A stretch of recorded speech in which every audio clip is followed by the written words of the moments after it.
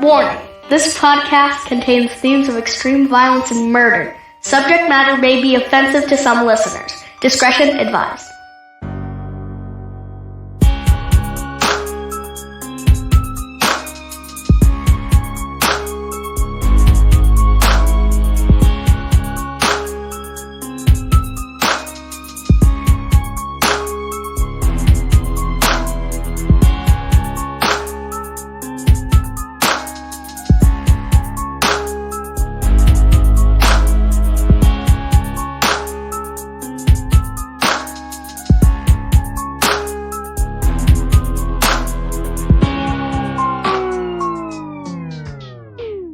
Welcome to another episode of Evil Transgression, your homicide headquarters here in podcasting.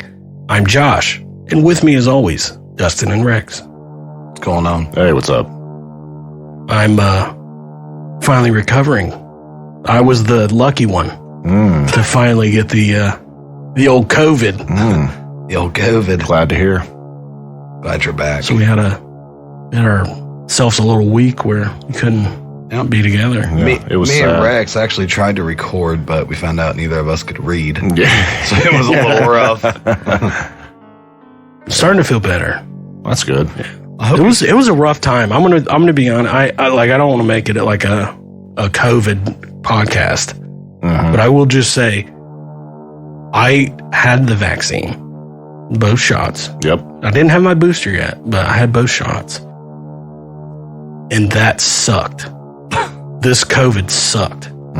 So I don't, I'm not the guy that's like, everybody should be vaccinated or else you'll go to hell. Right. That's not me. I think everybody should make their own decision on being vaccinated. Exactly. Like, it should never, ever, you should never have a requirement. You don't have a requirement for the flu. Right. The flu shot. Right. But I will say that I don't know if having the vaccine helped me or it didn't, because I had it pretty bad. But what I will say is, if it did help me, dude, that's some nasty stuff.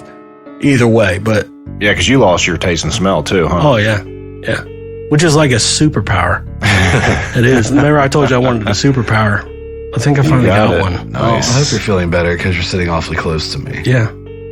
Well, I will say this too: if you ever have to go and get tested, home tests are cool. To go ahead and do your home test. And a lot of people do home tests. Right. I personally think they're garbage because compared to what I went through at urgent care to be tested, Touching your brain. compared to what I did at home. Now, at home, it's still uncomfortable. If you ever stuck a Q-tip up your nostril as far as you can and twisted it around, it feels like somebody's putting a cigarette out in your nose hole. No. But when I went to urgent care, it was like she stuck a guitar string into my brain via my nose hole and left. She's like, we got to let it set for 10 seconds. And now the whole time, I had tears running down my cheeks from the uncomfortable pain that was going on. And then she pulled it out like she was starting a weed eater. Not comfortable. Brutal. But I'm feeling better. Still don't taste anything. Oh, I will say this. I'm going to say this. My taste is starting to come back a little bit. I can taste a few things. Still can't smell anything. Do you got to keep doing the thing when you're eating like, No. just try to get a little hint of it. No, it's actually, like I said, it's like a superpower because now I can eat like people's bad cooking. And I'm like, that's not bad. It's not bad. But don't you normally just eat Candace's cooking? Well, yeah, but like over the holiday, we had people drop food off. Oh, yeah, that's true. And even stuff that I normally wouldn't touch. Like there's certain foods that it's not for me. What's one of them? Don't just say it. I will say one, but I haven't had it, is potato salad. I don't eat Oh, potato really? salad. I do. Yeah. It's good. It's weird. It's just a bunch of stuff mixed together. It just doesn't look appetizing. I don't eat it. You got COVID at probably the worst time. Oh, yeah. Oh, right for at sure. Thanksgiving. At Thanksgiving, for sure. However, I will say this. It did work itself out because I didn't have to leave the house and I didn't have to spend time with anybody. It was all my food was delivered to my door. But what's good about it is I'm finally getting past it. So Good deal. Today's episode is sponsored by a Patreon, Oh, okay. Tell us who. Janessa. Thank you. Thank you. And I'm pretty sure this is Janessa's second stint. Oh, okay. Her second term. Her second Nice. turn. If it's not, I apologize. She's back. But thank you, Janessa. Yeah. Thanks.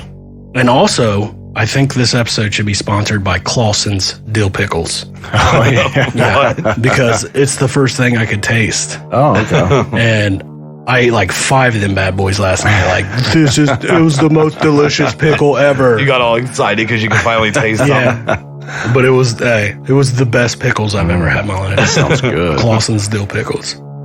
So hopefully somebody like knows them and lets them know that we mention them, and they'll send me a lifetime supply of pickles. Oh, that'd be good.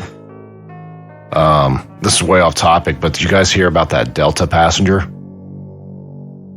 Which one? I'm guessing by the blank. The one that was breastfeeding her cat on the plane. What? Breastfeeding your cat? Yes. Yeah. Good God. I read about that this morning.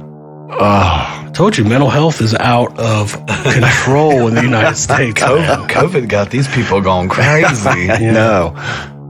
Breastfeeding your cat. How do you get a cat on a plane? I know. What? Yeah, I just want to know what goes through your mind when you're like, I'm gonna whip this tit out and let my cat get some milk. Yeah. If I remember correctly, she even had it wrapped up like a baby. And nobody thought, because you had to go through security. Right. Hold my hairy child. That looks just like a cat. Yeah. I thought airport security had gotten better. Apparently, No. if you can smuggle a titty sucking cat on a plane, it changes things. It does. What do you got for us? What do I have for you? What do you have right? What's your? What do you have? Tell us your special segment you have. I have evil facts. Ooh. You know what we need to do? Uh-huh. When we get to the evil facts part, we need like a sound effect, like Oh, okay. evil. It's time for evil facts, and you play something like, "Wow, evil fact." I'll have to come up with something. Yeah, we'll work on that. But I got some good ones. Did you guys know that 40% of the time you get away with murder in the United States? Really? Really? That's pretty good numbers. Yeah, 40% of the time. That is an actual stat. Wow. I think, like, if you've ever watched the show Dexter, Mm-hmm. like, they mentioned that, like, one of the first episodes, like, Miami is one of the like, main places where you can get away with murder the first time. Oh, really? Yeah. That is 40%. It's good. Those are good odds. Yeah. Those have to be down. We got so much like video now. Everybody has a Ring doorbell. Yeah, that's true. Well, yeah, but not many people kill people on front porches. Maybe they do. Nobody does drive-bys anymore. Oh, of course. Oh, yeah, they do. Matter of fact, I saw one on a Ring camera the other day. Like, somebody had posted, like, like people drove by a house and you heard like 60 gunshots. Damn. Wait, is this the one then when the person that lived in the house came out with like a rifle and started shooting? Yeah. Yeah. Yeah. It was awesome. Pretty cool. The most common killing methods of serial killers. Do you know what those? There's 2 most common. I know one. What? Strangulation. It is strangulation. The other is shooting. I wouldn't have guessed shooting. I would have guessed stabbing. Stabbing, that's what I thought. Yeah. Yeah. I probably would have went with stabbing, but the most common is strangulation and shooting. Strangulation is a gimme. Oh, Like, yeah. We hear that a ton. Right. Here's another good one. Okay. Jeffrey Dahmer in school was known as a prankster Really? because he had so much trouble fitting in with other kids. Uh-huh. That was his way of being cool, Oh, okay. was to do pranks at school. Like, he used to fake epileptic seizures in class. What? Yeah. And it actually became a term in his high school that if you were pulling a prank, it was called doing a Dahmer. Pulling a Dahmer. Yeah. Which totally means something different Oh, nowadays. yeah. Yeah, it does. I mean, I was, senior year, I was actually named Class Clown. I don't know if you remember that, Josh, but I do. I never did no fake seizures. No. Did you ever bawl like a sheep in class? Because that was another Dahmer thing. Do what? He used to act like a sheep in class. Oh, God. That was his pranks. Yeah, I don't think Not I very did good that pranks. either. No. But No, we just did, what did we call it? News. Did we call it News flashes. News flashes. We'd write a story about somebody in the classroom and then pass it around the whole class. yeah, That's bullying. it is. Nowadays, we would probably have been. Get 10 years in prison or something. Yeah, I also witnessed Rex put an unwrapped Hershey Kiss on a kid's chair. He was in the wearing whole class, khakis. and he had khaki pants on. And he sat on it the entire class, and his body heat melted it. Well, this is the best part. About 15 minutes in, he raises his hand real quick. He's like, I gotta go to the bathroom. So he gets up, and that's all you see is just this brown streak on the back of his pants. God, that's great. Yeah. Absolutely the meanest thing in the world. Another time, I kept acting like I was reaching for my books under the desk, and the chick in front of me, I tied her shoelaces to her desk. So at the end of class, when she went to get up, she fell over. And the teacher yelled at her because she was making too much noise about it. Good stuff. It was. I never did anything like that. The only thing I ever did was we had a tornado drill. And I told the teacher, I said, hey, and our tornado place was in the bathroom. Oh, yeah. In the boys' bathroom. And I said, I got to use the bathroom. And she was like, well, you need to wait. And I said, I can't wait. Like, I really have to go. And she was like, nope, you can wait till this is done. I was like, all right. So I just started pissing in the urinal with the whole class in the bathroom. I got in trouble. Oh, no. Our last fact for the day is historians note that legends such as werewolves and vampires were actually inspired by medieval serial killers. You talking about like that, who they based Dracula off of? What was his name? Dracula would be his name.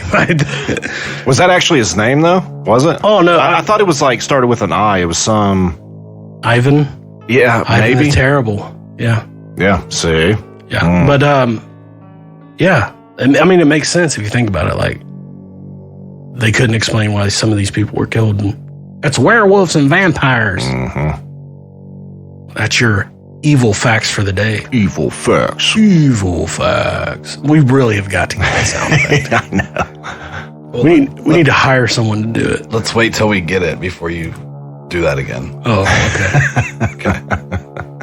So, we got a railroad story today. Oh, Gotta like that. choo choo. Old Rudy Bladel. Can't wait to hear this. Me too. It's gonna be a fancy one. So buckle up, evil mob, as we discuss Rudy Bladel. Rudy Bladel was born December 8th, 1932 in Chicago, Illinois. Rudy's father worked for the Pacific Railroad. Chugga-choo-choo. Rudy attended vocational high school in the south side of Chicago. While attending vocational high school, Rudy studied automotive, where he learned to work on cars. It's a good trade. It is. I mean, I don't know how good a trade it was in the 40s, but I don't know how good of a trade it is now. it's a huge trade still. Yeah. Well, I mean, they like Everybody needs work on their cars. Well, I'm saying these car companies make it so freaking hard to work on your cars anymore. Yeah, but these guys get trained to do that type of work. True. That's why they're needed. It's not like back in the day where you could put it. Hey, Billy, put a carburetor on my uncle's truck the other day in the alley. Now 90% of the first part of the motor is all plastic coverings. Oh, Right. yeah. Right. You gotta have crazy. special tools to take it off to Yep. get to anything. I once spent a weekend with my dad. He was taking an engine out and putting a new one in, and I helped, You watched. but I didn't. I held the flashlight. He held the, I held the that's what I was gonna flashlight and say. got yelled at, but I watched him do that, and That's a common thing to get yelled at for not holding the light right. oh Yeah, happened to me too. Oh yeah. Hold the light right and make sure you can find the 10 millimeter socket. Yes. In 1951, Rudy graduated and immediately went to work for the Pacific Railroad as a fireman. Gotta have firemen on the Pacific Railroad. Wow, okay. It's not what you think it is. It totally is. No, that's the guys that actually keep the trains running. I know. You know, They're the one that throws the coal into the fire. He didn't run around with the freaking. Yeah. It's not like a fireman as a fireman.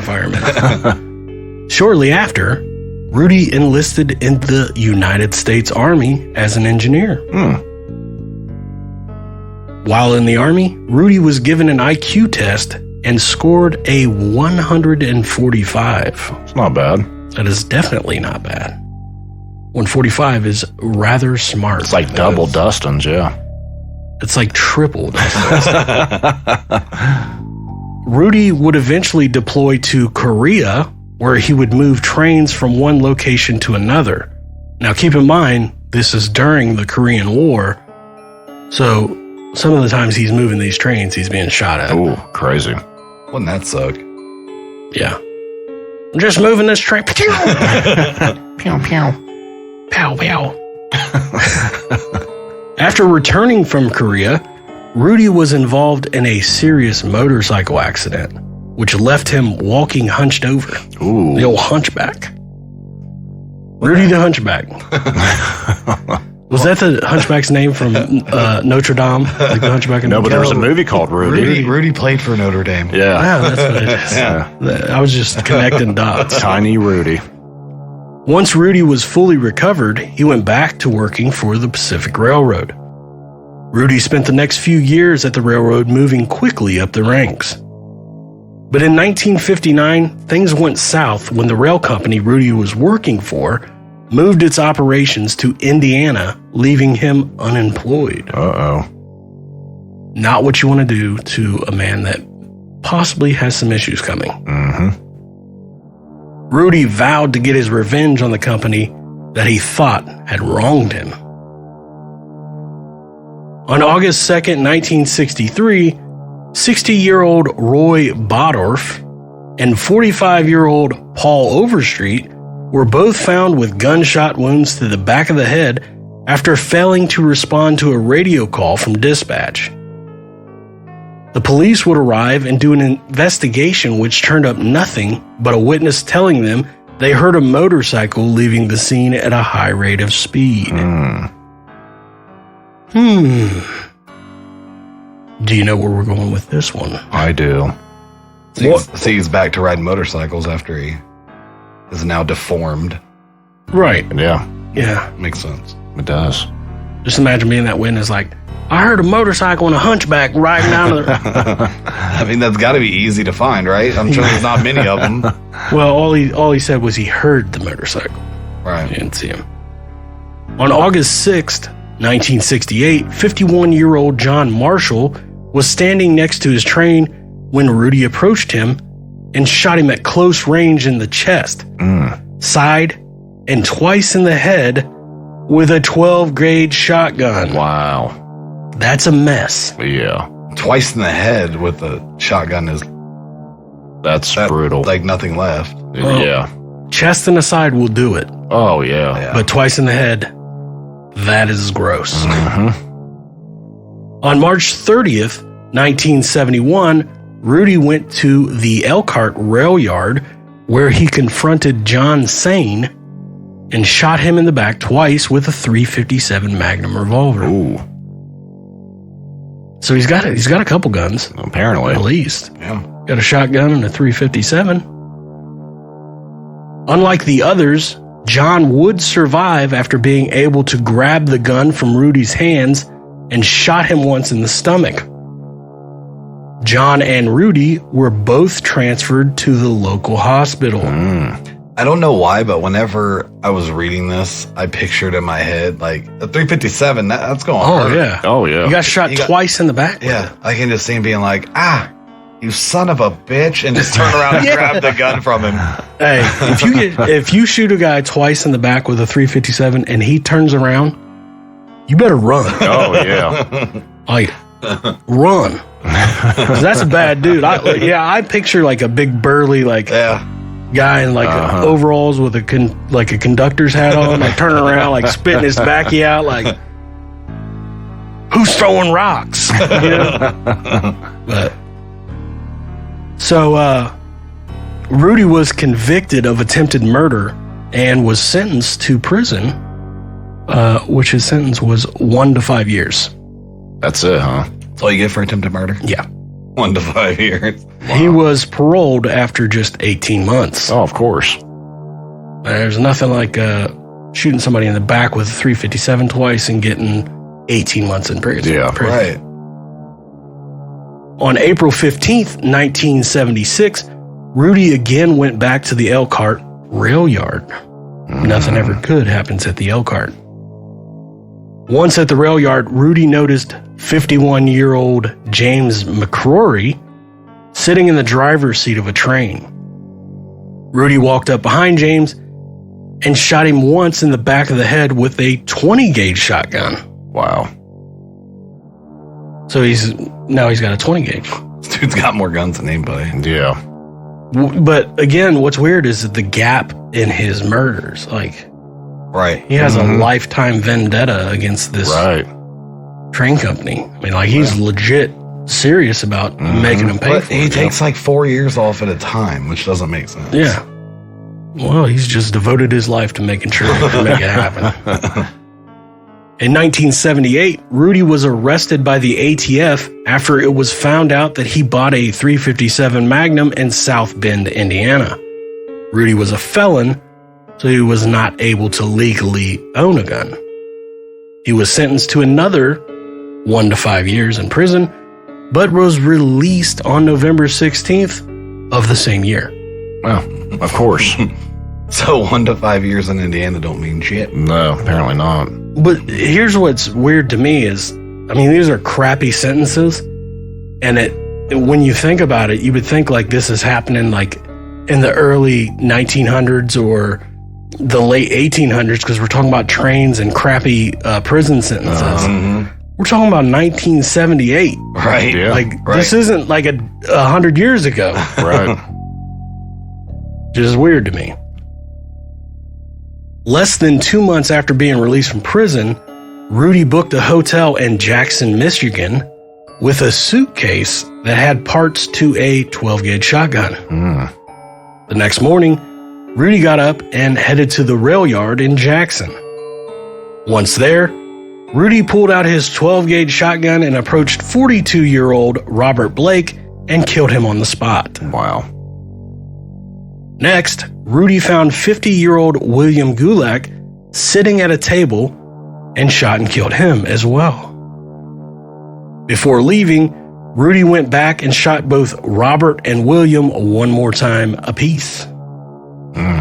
Just to make sure. I guess so. Like, these aren't the guys that fired you, buddy. Right, yeah, that's why These I'm guys are just confused. guys going to work, you know? And you're just, you got a vendetta against the railway. Yeah, not the people working. It's the Brotherhood of Locomotive and Firemen. Yeah. That's the union. They need to come up with a different name than firemen. It should be like coal shuckers or something. Well, I'm sure these firemen were probably around before actual firemen. I don't think that's true at all. That's totally one of the most impossible things. It's gotta be. Firemen have probably been around since the invention of fire. Yeah. We didn't have water then. Just had to wait for it to rain. So you're trying to tell me there was cavemen back in the day running around with fire suits on? hey, you never know. Possibly. I'm buying it. I mean, definitely early 1900s. Yeah, but these trains have been around since what? 1800s? You telling me we haven't had firemen I don't know. since the 1800s? Google when firemen were founded. We will do that before this episode's over. But so, he's already killed one guy, two guys, goes back and shoots them both again. So we got two guys, goes back, shoots each one of them another time. And as Rudy's leaving, he noticed 32-year-old Charles Burton peeking into the room. So Rudy then went after him, shooting and killing him as well. Wow. After committing the three murders, Rudy disassembled his shotgun and hid the gun in the bushes in Cascade Falls before fleeing back to a homeless shelter he was living in. This dude's really went downhill Oh, yeah. from where he started. Well, he doesn't have a job, and he's not going to get a job walking around But he's killing taken 14 years to, devoted 14 years to killing these guys. Uh-huh. When he could have been working a job for these 14 years. people. Yeah, You would think. Like, he had a vendetta, like a legit vendetta. Hmm. Police in Michigan were on high alert after the murders at the rail yard. Evidently, they finally figured out, hey, we got a problem.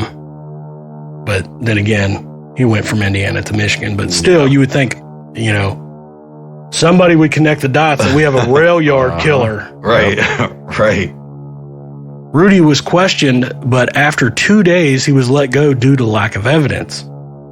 Police in Michigan began searching for the weapon used in the murders. They sent scuba divers to check waters and helicopters to check rooftops looking for the weapon. They even used Miss Cleo.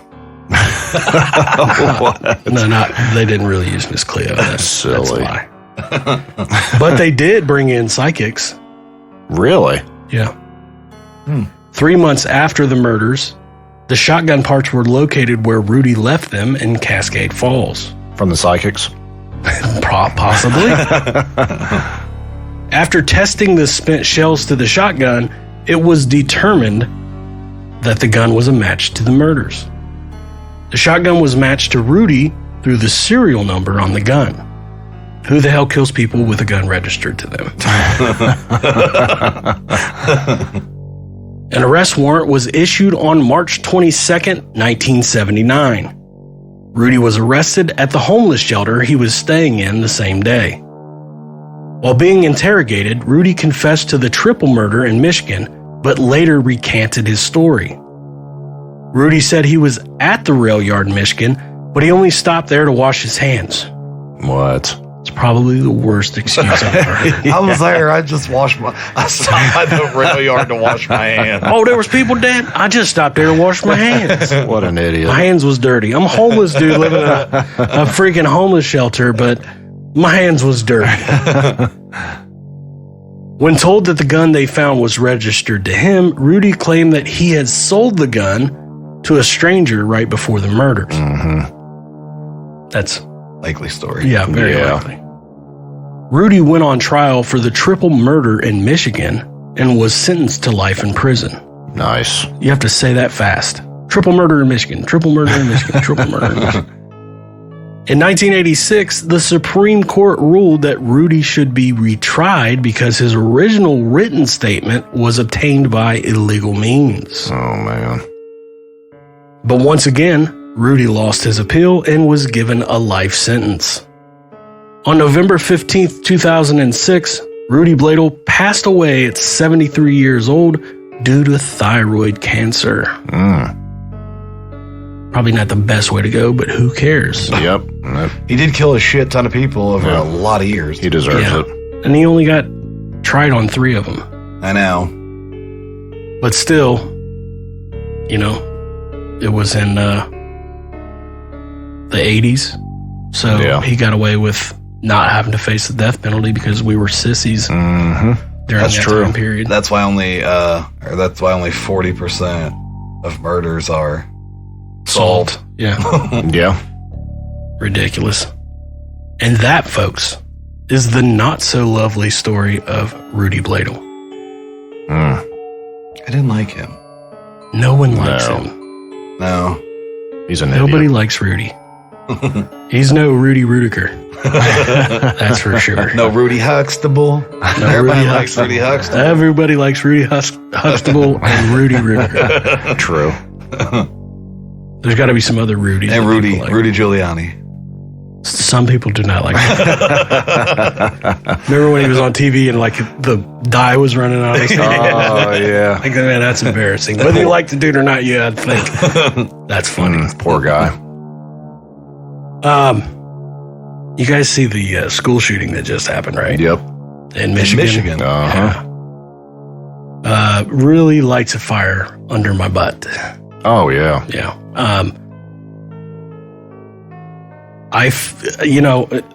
If someone hasn't heard about it, the parents they basically are going to charge the parents with involuntary manslaughter, which rightfully so. I mean, they basically bought the gun for the kid. Right. It was supposed to be a Christmas present, whatever.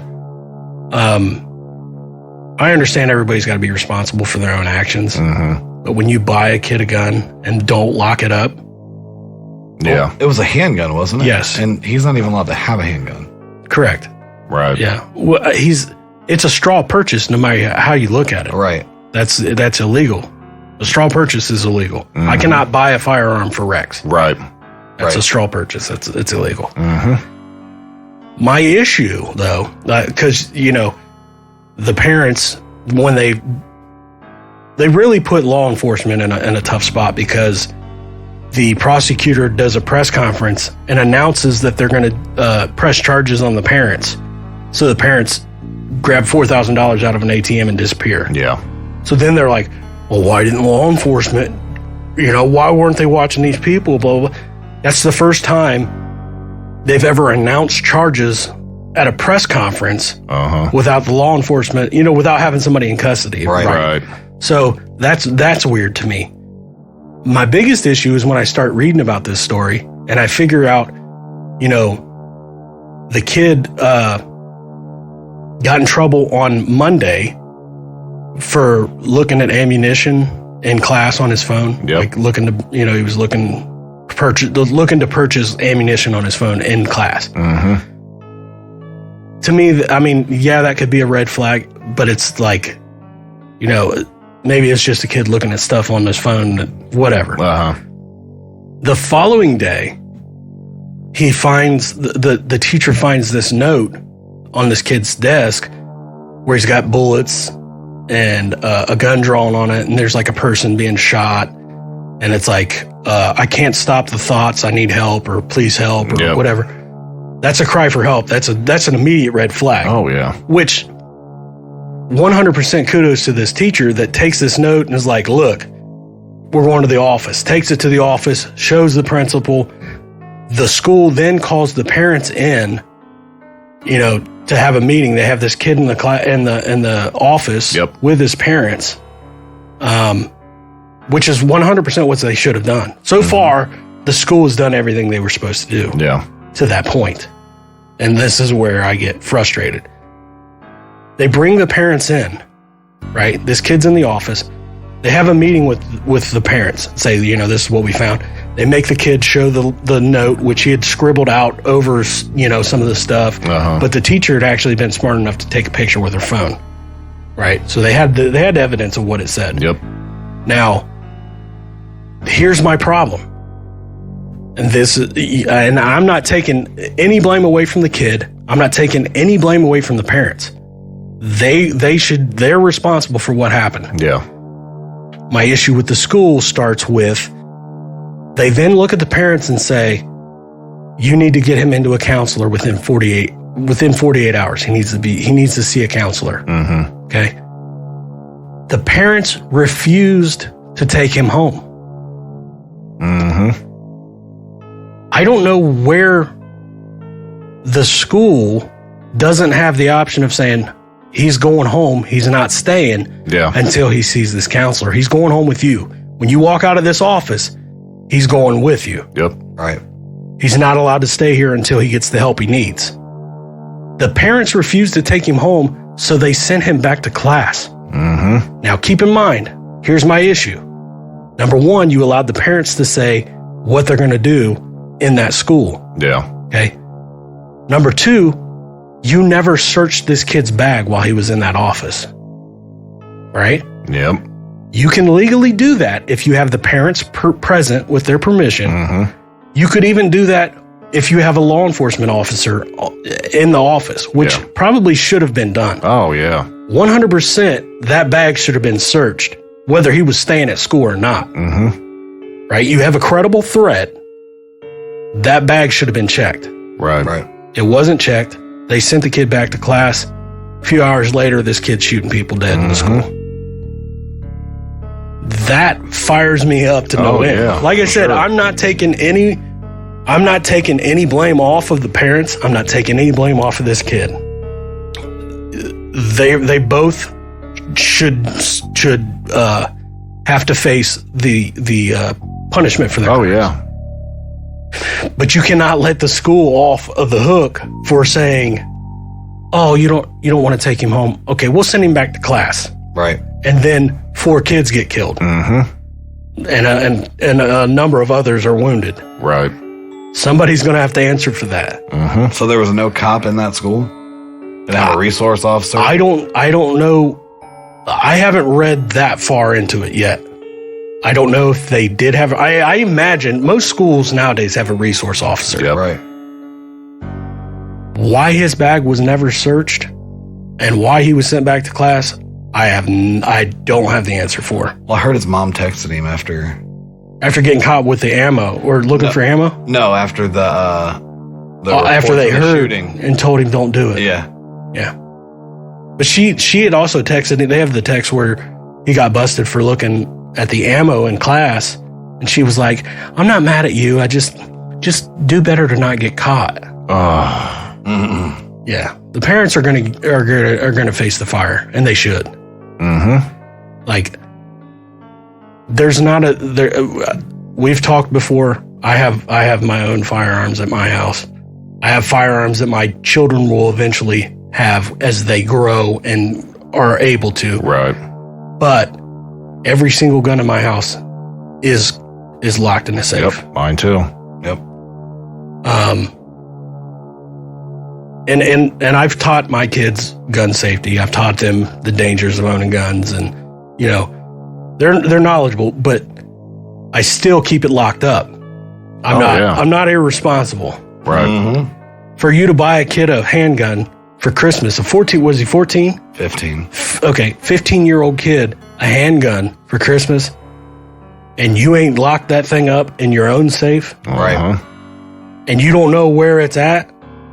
Like, you don't know that it's not at home that day. Right. Hey, you gotta face the music, man. 'Cause True. somebody in that school's gonna face it too. And I Mhm. don't think it should be that the teacher, because I think the teacher did the right thing. Oh, yeah. Like I said, I think everything was done right up until the point where you didn't search him or where you didn't make him go home. Right. Yep. That's just I just had to get that out. Mm-hmm. And it was just, I was looking into it this morning and it was just firing me up. So Yeah. glad I got to discuss that. Me too. So what you got for me, Rex? All right. If you haven't done so, go to our Facebook page and give us a like. Any comments, questions, ideas, you can email us at eviltransgression@gmail.com, which you can also find that link where, Dustin? At eviltransgression.com.